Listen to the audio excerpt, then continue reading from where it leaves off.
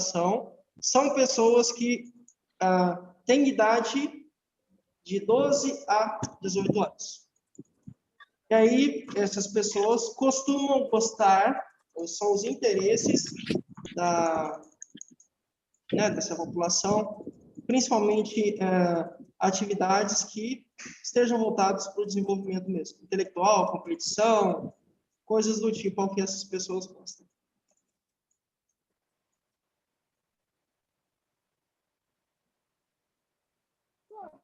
Espera que eu já estou indo lá, tá? Onde a gente parou.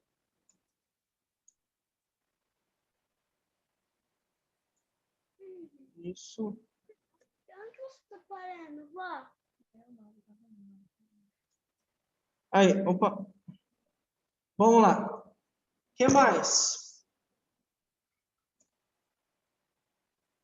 Vejam aí. Ai, e agora, hein? Não sei qual é a população mais difícil. Você vai falar assim, professor, ué, é óbvio que é a população dos adolescentes. Não sei. Não sei dizer. Não sei se há uma população mais difícil, tá, gente? Por que eu brinco assim? Porque,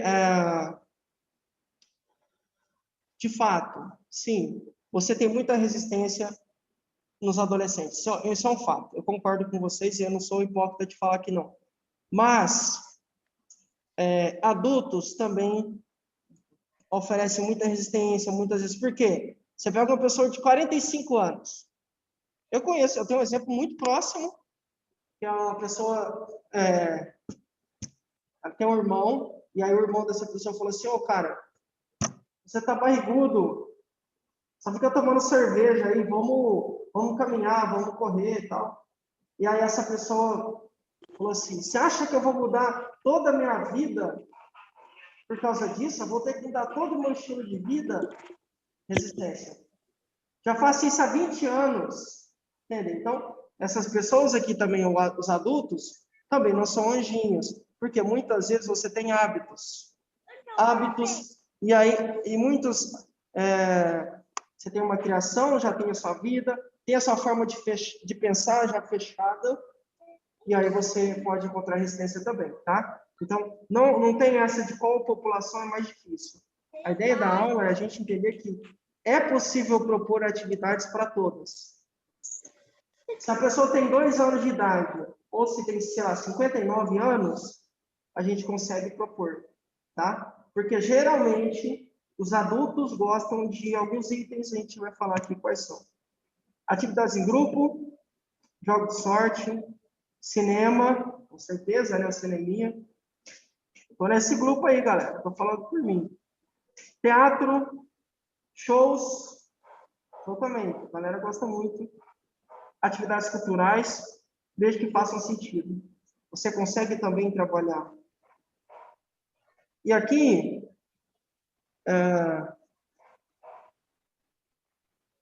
por mais que você tenha pessoas de 18 anos, sei lá, 19 anos, essas pessoas, você não vai ter tanta diferença, talvez, de pensamento ou de hábitos, talvez, do que do pessoal de 59 anos. Por quê? Talvez aqui um jovem de 18 já trabalhe. Talvez até já seja pai, assim como um pai de 59 anos. Então, você consegue ir traçando atividades para essas pessoas, atividades que façam sentido tanto para o jovem de 18, 19, de 20, quanto para a pessoa que tem 58, 59 anos. É possível, tá? É possível sim. Mas essas pessoas podem achar que sabem mais, né? E aí pode ser uma resistência. Por isso que é importante você conhecer.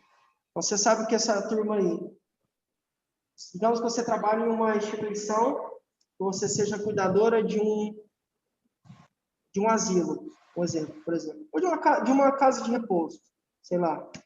Você pode ter pessoas lá que não tenham necessariamente 60 anos. Então, tem casas de repouso que tem pessoas mais jovens. Qual que é o lance? Você entender qual que é o perfil dos clientes, das pessoas que moram ali naquela casa de repouso. Provavelmente vão ter mais 18. Isso eu acho que sim, tá? Isso eu acho que sim. Eu nunca vi que não tenham... não, eu nunca vi. Eu já vi... Não, eu vi uma vez só. Uma menina tinha 16 anos. Só. Ela tinha um problema, paralisia cerebral. E aí ela já estava na casa de repouso há muito tempo. Mas eu só vi uma vez. Todas as outras eu vi mais de 18, 20, 25 e principalmente 60 daí para frente. Mas você pode ter pessoas com menos de 60 assim na casa. Qual que é o perfil? É uma casa católica, uma casa de repouso católica? Talvez seja interessante você trabalhar com coisas que tem a ver com religião, não sei. E aí a gente tem que ir passando, tá? Entendendo qual que é o perfil e conversando com essas pessoas. E aí tem o último grupo, a gente chama de terceira idade, que são os idosos. Todo e qualquer indivíduo que tenha 60 anos ou mais. Então, idade igual ou superior a 60 anos, o indivíduo se encontra aqui nesse grupo. Terceira idade. Uma observação muito importante. Isso é uma divisão que os estudiosos fazem, tá? Dentro dos idosos, do grupo de idosos, pessoas que têm 60 anos, você tem 3 grupos. Os idosos jovens, os idosos velhos e os idosos mais velhos. Vamos lá, professor. Caramba, agora esse já estava difícil, piorou, cara. Você falou que tem 3 tipos de idosos. Sim, os idosos são classificados quanto à idade em 3 grupos. O idoso que tem... Como eu vou fazer isso? Deixa eu... é só falar, né? O idoso que tem idade de 60 a 74 anos é um idoso jovem. 60 a 74. 75 a 84 é um idoso velho. 85 ou mais, idoso mais velho. É importante que você saiba disso. Porque talvez você pegue um cara que acabou de completar 60 anos, que é muito ativo. E um idoso que tem 95 anos, talvez não seja tão ativo, ele tem necessidades bem diferentes. Muita cautela, tá, gente? Isso aqui é só é um norte, mas a gente tem que avaliar caso a caso, para não colocar a vida do nosso ou dos nossos clientes em risco, tá? Bom, características desses caras, desse grupo, desses idosos, da população idosa, que é o nosso 6º grupo. Desculpa, nosso 5º grupo, perdão, nosso 5º grupo. Tem 60 anos ou mais, óbvio. Importante, esportes adaptados. Então, às vezes você vai procurar um esporte que é muito vigoroso, que um jovem consegue, mas talvez seja muito desgastante, muito pesado e agressivo para um idoso. Então, a gente vai adaptar, tá? Tem que adaptar. Artesanato, jogos de mesa, festas temáticas, idoso adora. Esse penúltimo item aí, e o último também. Mas excursão, idoso ama. Bingo, adora. Forró, adora. Mas, assim, muito. Lá em São Carlos tinha um campo de bote também. Lá os idosos de lá gostavam também. Então, você consegue entender o que é que essa população gosta. Varia muito de estado, com certeza. Vai de bairro, de condição financeira, com certeza. Mas a gente consegue ir desenhando, traçando atividades, tá? E contação de história, né? Toda certeza, idosos adoram, amam compartilhar experiências. E até contar histórias também que ouviam dos pais e por aí vai. Meu avô, ele tinha, antes de dormir, a gente morava na fazenda no Goiás, e aí ele falava assim, ó, senta aqui que eu vou te contar um caos. Eu falava caos. E aí, antes de dormir, toda noite, a gente escutava um caos no colo dele. Ele contava o caos do dinossauro, e o caos eu não sei de onde. E aí ficava contando. O idoso adora fazer isso. É uma distração e tanto. Para eles e para a gente que fica viajando. Eu ficava viajando, assim, imaginando, caramba, que legal. E aí a cena ia sendo criada na minha cabeça.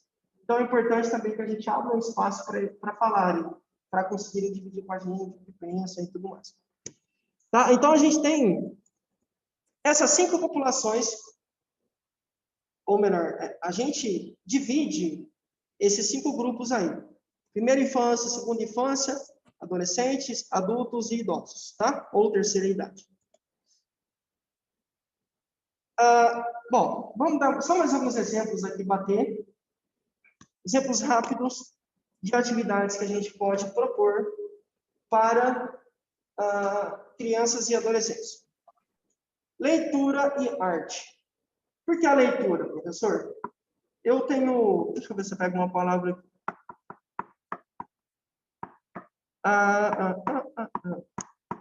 Vamos de crianças.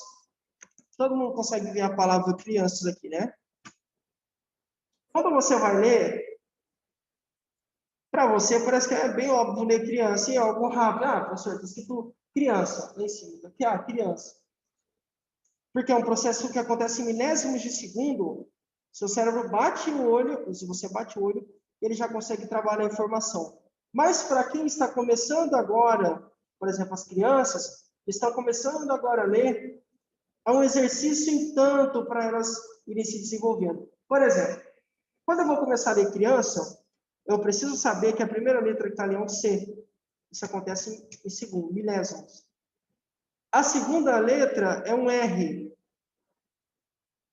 E a terceira é um I. Isso forma CRI. Não forma CRA, nem CRE, nem CRU, nem CRO. Forma CRI. CRI é de CRI, tá? Tem o A aí. Então, eu vou ter que chamar o CRI, mais o A. Cria. Não é cria porque cria é, sei lá, a cria de uma égua. A égua pariu. Não é isso, não é cria. Porque a palavra continua. Tem o N. Esse A mais N, isso acontece em fração de milésimos, tá?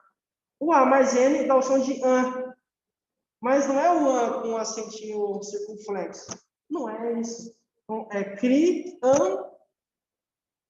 E aí tem um C, mas não é um C de circo. É um C que tem um negocinho embaixo que a gente chama no som de S. O A, criança. Criança, formou criança no singular, mas não é singular porque lá tem um S, significa plural. Percebe? Todo esse exercício acontece assim, lógico, no nosso cérebro, né? Mas é uma oportunidade que essa criança tem de estimular esse raciocínio, estimular o contato, a criança e o adolescente, né? Esse contato com a leitura que vai expandido,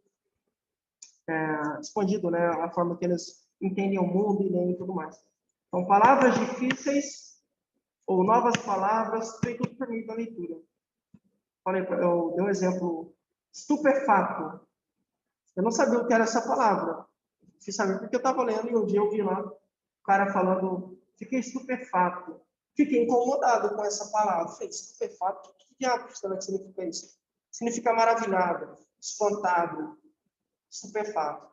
Então, estou estupefato. Eu sei que significa isso porque eu li. Ler expande o seu vocabulário. Você pode ver que quem não costuma ler tem um vocabulário muito simples. Pessoas, às vezes, que não são alfabetizadas, muitas vezes têm um vocabulário muito simplista. Porque elas não conseguem... Elas só têm acesso a novas palavras se alguém falar para elas.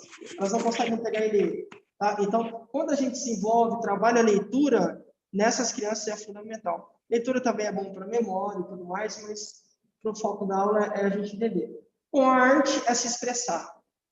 A arte é fantástico, né?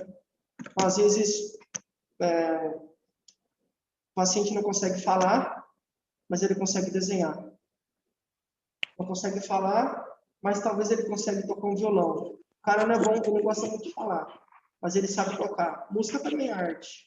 E, olha, né, ele consegue desenhar roupa, ele adora desenhar, ele quer ser estilista, sei lá. A gente consegue ir trabalhando a arte, tá? Então, a leitura e a arte é importante que andem de mãos dadas. É uma forma da gente trabalhar com adolescentes e crianças. Bom, ciências, fundamental também, você vai trabalhar, por exemplo, isso, é lógico, a gente não é biólogo, né? Não é biólogo, não é físico, não é matemático, verdade. Mas talvez a gente consiga alguma oficina que dê para trabalhar. Mas tecnologia eu tenho certeza. Isso aí é fundamental, isso aí todo mundo consegue. Você tem aplicativos, eu tinha até esses dias, nossa, não ia mostrar para vocês, eu escolhi. Aplicativos diversos que trabalham o raciocínio lógico, muitos, assim, muitos. De todo jeito que você quiser. De encontrar palavra, de associar palavras, associar tabelas, de formar palavras, tudo que você imaginar. estímulo à criatividade, ao raciocínio lógico. Tudo isso a gente consegue também por meio da tecnologia. E imagina, crianças e adolescentes amam tecnologia. Hoje em dia, amam. Então, é uma isca interessante e muito importante para você conseguir despertar o interesse. Você começa, talvez, não gosta muito se você for... Gente, vamos brincar de polícia ladrão. Talvez o pessoal fale, polícia ladrão, cara. Mas se você falar, eu vou propor um desafio. Em 3 minutos, quem conseguir mandar para mim a maior quantidade de links sobre a Madonna, vai, eu dou um exemplo, tá? Vai ganhar um bombom. Você pode ter certeza que eles vão adorar. Por quê? Estimula a tecnologia. A competitividade. Trabalhar com tecnologia também pode ser algo importante. Quando eu estava na universidade, a gente trabalhava com tecnologia, só que em idosos. E a gente tinha resultados muito importantes, assim, bem diferentes. E em crianças também é interessante. Teatro e dança também é legal. Essa população, crianças e adolescentes gostam também bastante de dança. A dança ou a música, né? A música principalmente, está na nossa vida desde sempre. Desde que olha, eu lembro do Bananas, Pijamas, desde que eu sei lá quantos anos eu tive, 3 anos, eu acho, ou 4. Essa música não sai da minha cabeça. Desde que eu me entendo por gente músicas. Então, se você consegue associar a música que essas crianças gostam, a dança, fenomenal, assim, você vai ter muito sucesso. Ou a teatro também, né? Roda de conversa, que é a troca de experiências, troca de bate-papo. Olha, o que vocês acham sobre a camada de ozônio? Lógico, aí tem que ser mais para adolescentes, né? Senão uma criança de 4 anos não vai saber o que é uma camada de ozônio. O que vocês acham? Vocês acham que realmente o ser humano pode ser impactado? Você acha que a poluição, o gás carbônico pode ser furado? E é uma roda de conversa. Olha, o que vocês querem falar de filme de terror? Alguém já ouviu falar? Quais são os que vocês mais gostam? Ai, professor, a gente gosta de atividade paranormal, sei lá. Anabelle. Ah, legal, por que vocês gostam? E aí você começa investigando, vai falando, aí consegue ir trabalhando com isso. É importante. E, logicamente, o nosso querido, e não menos importante, esporte. Fato é, e é uma notícia muito triste, tá? Eu tenho observado isso. E eu acho, com certeza também, né, os caras da estatística também. Quanto mais o tempo passa, mais os nossos jovens têm ficado mais sedentários. Falo porque eu falei, né, conheço algumas pessoas nessa idade. Se você fala para brincar, nossa, um ataque. Você está atacando um jovem porque, imagina, ele tem que ficar no Free Fire, sei lá, por exemplo, que é moda, né? Então, assim, a gente tem que trabalhar o esporte porque o esporte está sendo deixado de lado, substituído pela tecnologia, pelo computador, sei lá, pela televisão, por coisas assim. Pelo videogame também. Então, a gente tem que sempre lembrar essas crianças. Eu lembro, quando eu era criança, o maior prazer era brincar de queimada. Hoje em dia, se você fala para as crianças, talvez, criança não, mas adolescente, talvez brincar de queimada, é algo ultrapassado, algo ridículo, que não gostam. Por quê? Por conta dessa vida que eles têm atualmente, né? Então, a gente tem que ter sempre uma baliza. Mas dá para associar tecnologia e esporte. Tem aplicativos, tem um aplicativo legal que chama, acho que é Treino em Casa, um negócio assim. Você consegue associar o esporte. Gente, vamos então todo mundo seguir o aplicativo. Você pode projetar a tela e aí coloca todo mundo e todo mundo vai fazer o abdominal, sei lá. Todo mundo vai dar volta. Tem que ter estratégias para poder juntar, tá? Mas é possível. Eu deixei alguns links aí. Opa, perdão. Que dá para vocês verem depois, tá bom? Só clicar aí, ou copiar, colar que dá certo.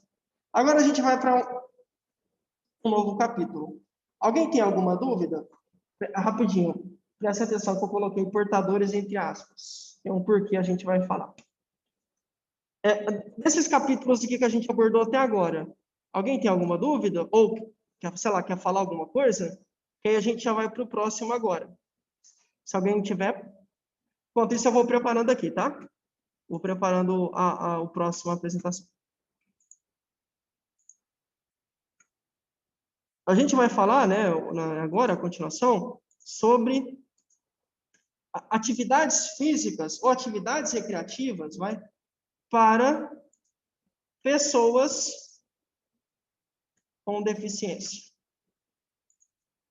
Aí, portadores de deficiência, mas eu deixei estrategicamente.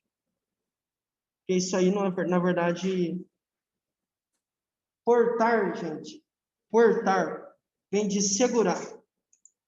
É algo que você escolhe. Por exemplo, eu porto essa caneta. Ou seja, eu estou segurando essa caneta e eu posso usá-la para o que eu quiser. Deixa eu compartilhar aqui minha tela com vocês. Espera aí.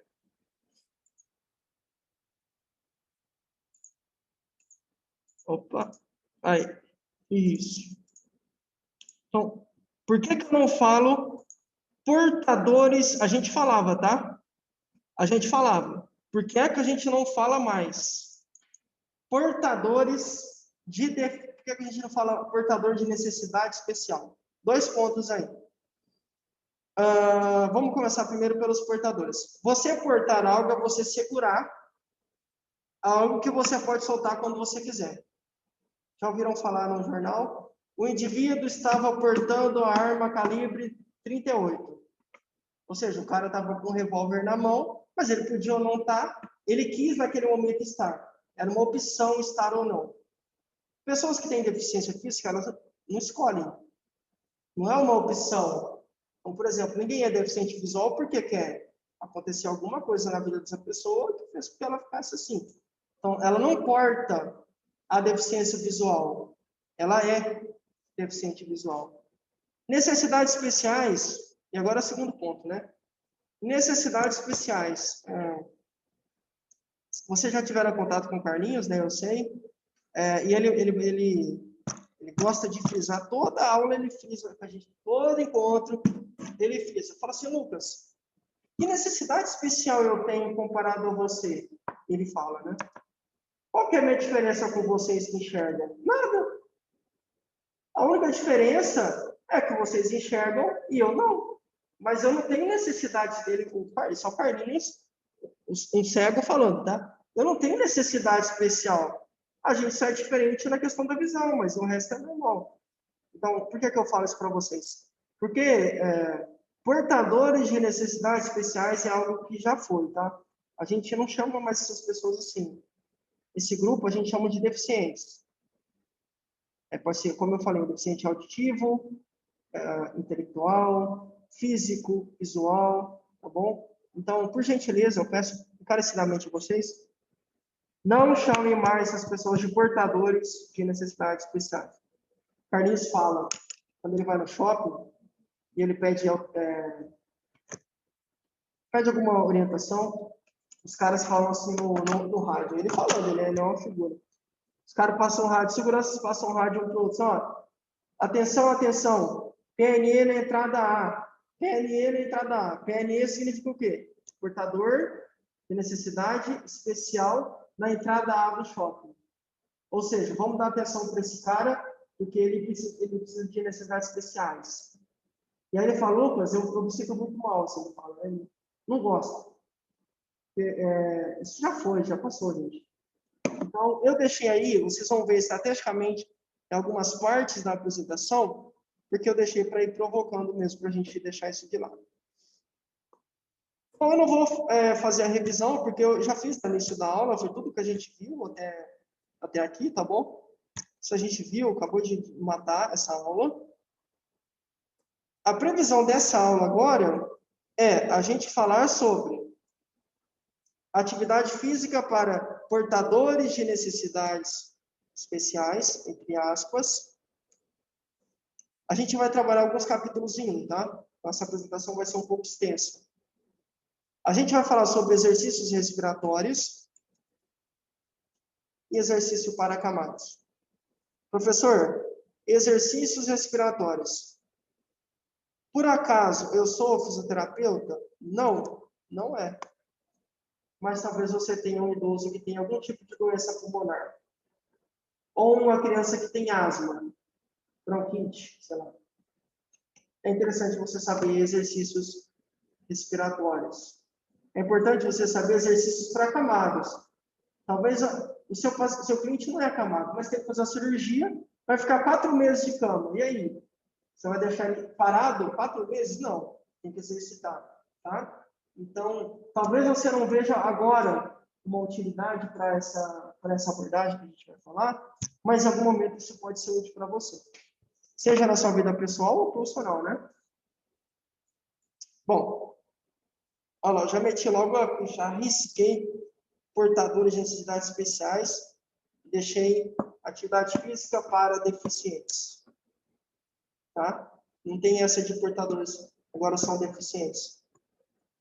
Deficiência aqui, gente, remete à limitação. Então, é algo que não acontece ou que não está no seu estado original como deveria, tá? É só isso. Deficiente visual. Olha, o estado original, como deveria acontecer, é ver. Mas essa visão não acontece. Ela está deficiente. E aí, um deficiente visual, por exemplo, é uma pessoa que ainda enxerga, mas enxerga muito pouco. Então, tem, sei lá, 20% da visão preservada. Carnes explica isso muito bem, né? 15%, 10%. E uma pessoa cega não tem nada, tá? Importante a gente dizer isso, então, que deficiência remete à limitação ou à dificuldade que essa pessoa pode ter em realizar algo. Já sabemos que a atividade física é essencial para a saúde e para o bem-estar. Óbvio, a gente já discutiu muito sobre isso, né? Fundamental, embora tenha sido deixado de lado hoje, né? Por inúmeros motivos.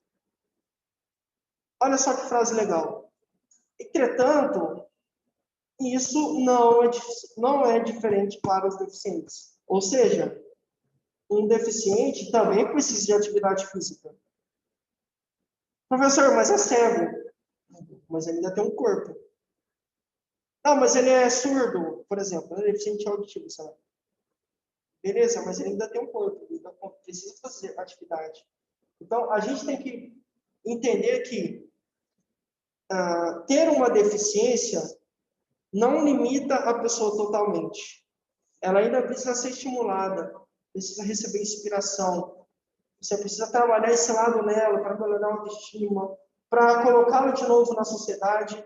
Muitas vezes a sociedade tira de lado. A gente vai ver daqui a pouco muitos educadores físicos, que são professores de educação física, muitos educadores físicos não têm preparo para atender pessoas com deficiência. Não, professor, não está falando. Tem reportagens que alunos de educação física relatam, olha, a gente não tem informação na faculdade para poder ajudar. E aí o que acontece? Normalmente, essas pessoas deficientes ficam mais à margem, são deixadas de lado. E quando a gente, você e eu, né, quando a gente consegue trabalhar a atividade física nessas pessoas, elas vão sendo reinseridas na sociedade. A gente consegue colocar um deficiente físico, sei lá, um cadeirante. A gente consegue colocar um cadeirante, uma criança cadeirante, para fazer talvez atividades com crianças que andam, desde que seja adaptado. Dá para brincar de basquete. Tem até nas Paralimpíadas, a gente cansa de ver pessoas que são fantásticas. Com basquete, para quem anda de cadeira de roda, tem basquete, né? Adaptado, tem vôlei, tem natação, tudo. É possível a gente trabalhar, sim. Inclusive, eu acho que aquele nadador brasileiro, que é um atleta paralímpico lá, ele é referência mundial. O cara ganha tudo, brasileiro. Acho que ele não tem um braço, se eu não me engano. Ganha tudo, tudo o cara leva tudo. Para você ver que essas pessoas são altamente capazes também. Mas é importante você e eu trabalharmos com a motivação, tá? Porque muitas vezes são esquecidas, deixadas de lado, ignoradas e tudo mais. Olha lá, tá entre aspas. Vamos lá. Opa, perdão. Opa. Aí. Então, a aula de hoje, meninos, tem como objetivo compreender compreender que cada indivíduo tem a sua particularidade. Ou seja, você tem a sua necessidade, você tem o seu gosto, tem o seu jeito, a sua tradição, a sua crença, o seu princípio, seus valores, sua forma de chegar no mundo. Isso não é diferente para os nossos clientes, entendem? Eles também possuem uma particularidade, a vida deles, tá? Bom, então a gente vai compreender que cada um tem essa particularidade e o quanto é importante o cuidador incentivar a prática dessas atividades. 2 pontos. A gente vai ver que realmente eles têm, né, diferenças, capacidades e tudo mais, mas a ideia principal da aula é você e eu, enquanto cuidadores, estimularmos, mostrarmos para essa pessoa deficiente que a vida não parou aí. Olha, realmente, você tem uma deficiência física, mas você consegue, de alguma forma, brincar com as crianças. É possível. É possível. Às vezes eu vejo crianças que nasceram sem as mãos, ou que tiveram que amputar, que pintam com os pés. Tem artista que faz isso, a pessoa não tem os 2 braços, ou não tem um braço, e pinta com os pés e faz quadros belíssimos. Então, a gente consegue. Mas a questão é você incentivar, é motivar e mostrar, tentar trabalhar essa mudança de mentalidade. Não posso dizer que é algo fácil, porque muitas vezes a criança se compara, né? Eu acho que quando ela vai ficando adulta, a pessoa vai, em tese, vai entendendo mais, mas uma criança é difícil. Por que o meu coleguinha corre e eu não posso correr? Não é tão fácil você explicar isso para uma criança. A gente precisa ter um jogo de cintura, né? E em algum momento elas podem ter autoestima baixa, né? Autoestima em decadência, na ladeira, e aí a gente tem que ir trabalhando, sempre incentivando, tá, gente? Desenvolvendo, a ideia é que a gente consiga incentivar a praticar as atividades para que essas pessoas consigam desenvolver melhor as suas atividades cotidianas. Vamos lá. Mais um ponto. O ser humano está sempre em evolução, obviamente, e a ideia é sempre buscar a perfeição, buscar melhorar. Essa é a ideia, é uma evolução, é um desenvolvimento. Isso não é diferente para quem tem deficiência. Tá? Muitas vezes as pessoas podem até não buscar o desenvolvimento porque não acreditam mais em si mesmos. E aí é um papel nosso inserir, conversar e tal. Tá? Mas em um ambiente normal, a não ser que essa pessoa tenha algum problema psicológico, mas normalmente as pessoas ainda com deficiência querem melhorar. Carlinhos, por exemplo, né? Ele tem faculdade, o cara trabalha em 2 lugares, trabalha em 2, tem gente que enxerga no trabalho em 1. Ele é funcionário público e trabalha no São Lucas. 2 lugares. Ele não contentou só em ter graduação, ele tem pós-graduação. Eu não tenho pós-graduação, entende? Então, assim, deficientes também procuram evolução. Tenho muito mais. Você vê ele, eu fiquei chocado quando eu falei com ele. É fora de série, assim, é um choque que você leva. Não no sentido negativo, mas ele te dá um chacoalhão, assim, ó, acorda aí, cara, dá uma... fora de série. Quando eu vi ele a primeira vez, eu fiquei chocado. A gente conversa, tem uma cena, eu fico conversando com ele. Foi com vocês que primeira turma foi vocês, né?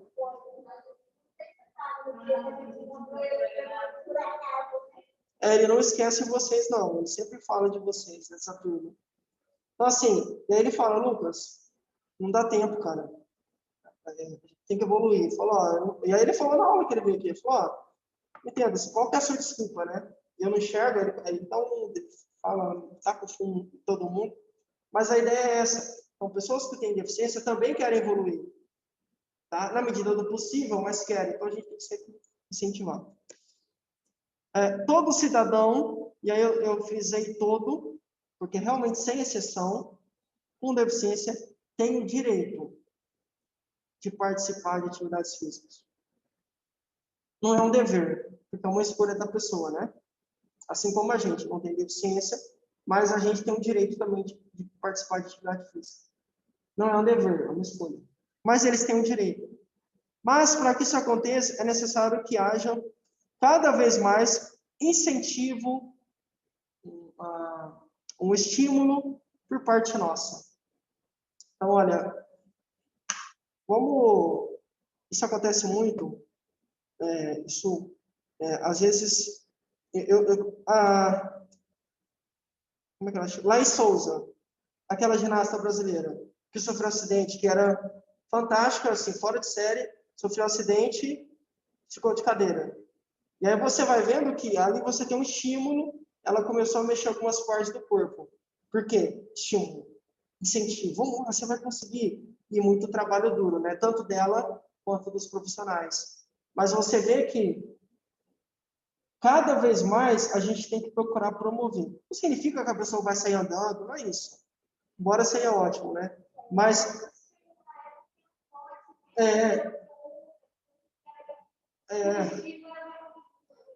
aham.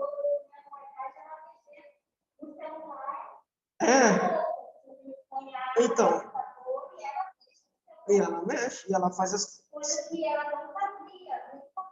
não mexia nada, né?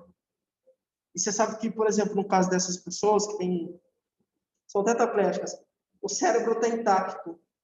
E aí é mais difícil ainda. Porque ela teve o antes e agora tem o depois, que é depois do acidente. Ela, não lembro se ela... Eu acho que ela foi igual a Schumacher, foi esquiar, eu acho.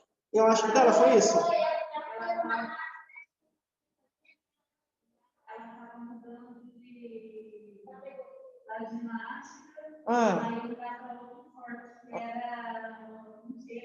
É o snowboard.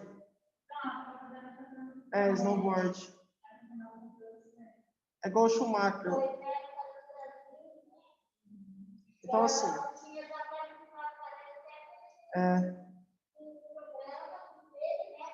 fantástico. Então, assim, o que a gente percebe? Antes e depois. Hoje ela é deficiente, né? Então, e aí você tem mais, principalmente nessas pessoas que tiveram antes, é como o Carlos fala também, falou, ó, eu nasci assim, mas para quem viu, quem conseguiu ver pessoas, ver cores, e aí ficou cego, o baque é maior. Ele fala com essa palavra.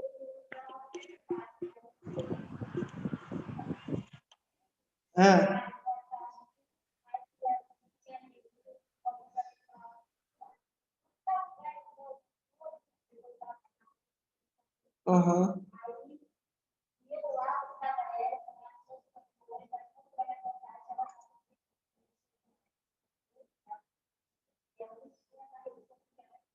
Isso é importante. Você devolve. Gente, vai cair o link. Hoje eu vou abrir um terceiro, tá? A gente fica mais uns 10 minutinhos, tá bom? Então vai expirar. Não acabou a aula. Eu vou abrir mais um, a gente continua. Vamos ver se a gente consegue avançar um pouquinho mais, tá? Então, daqui a menos de um minuto cai e aí eu vou abrir um outro. É importante. Então,